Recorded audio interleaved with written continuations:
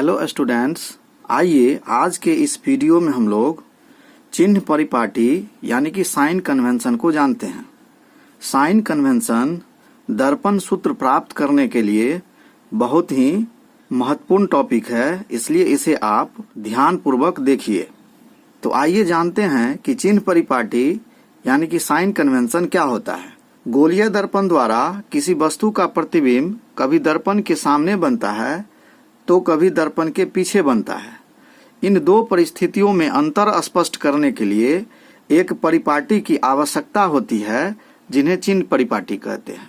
निर्देशांक चिन्ह परिपाटी के अनुसार पहला नियम कहता है कि ध्रुव को मूल बिंदु मानकर सभी दूरियां मापी जाती है।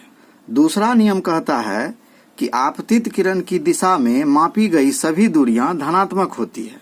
तीसरा नियम कहता है कि आपतित किरण के विपरीत दिशा में मापी गई सभी दूरियां ऋणात्मक होती है।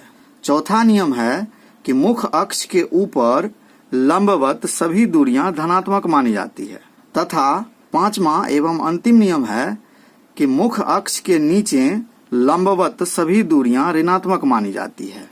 तो आइए चिन्ह परिपाटी को इस फिगर के अनुसार समझने का प्रयास करते हैं। यह एक अवतल दर्पण है। इसमें x डैश प्रधान अक्ष है, p ध्रुव है।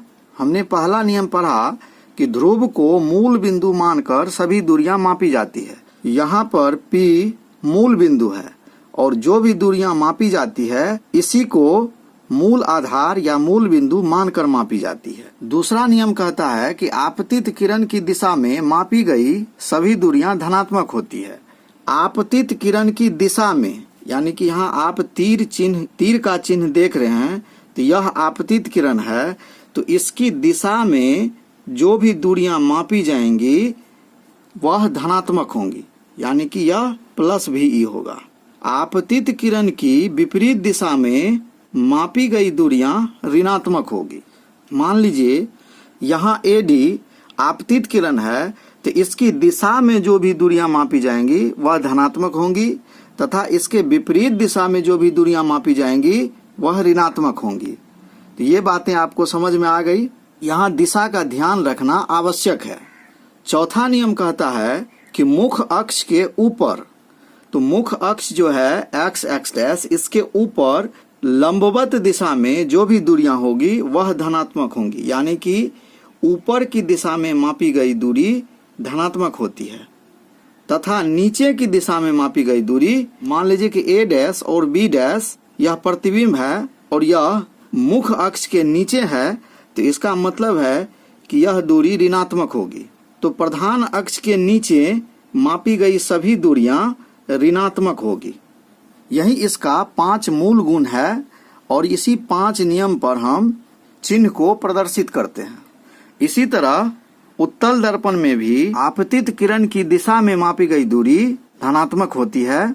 तो AD जो है यह आपतित किरण है, AD की दिशा में जो दूरी मापी जाएगी वह धनात्मक होगी और इसके विपरीत दिशा में जो दूरी मापी जाएगी वह ऋणात्मक होगी। इसमें भी P यानी कि ध्रुव मूल बिंदु होगा और सभी दूरियां ध्रुव से ही मापी जाती है।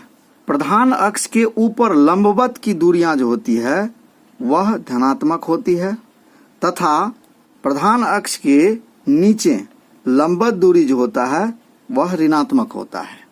तो उम्मीद करते हैं कि आप चिन्ह परिपाटी यानी कि साइन कन्वेंशन को समझ चुके होंगे। अगर आप नहीं समझ पाए हैं तो इस वीडियो को फिर से रिप्ले करके देखिए, निश्चित ही आपको समझ में आ जाएगा। तो आज के वीडियो में बस इतना ही। मिलते हैं फिर नेक्स्ट वीडियो में। पूरा वीडियो देखने के लिए आप लोगों का धन्यवाद।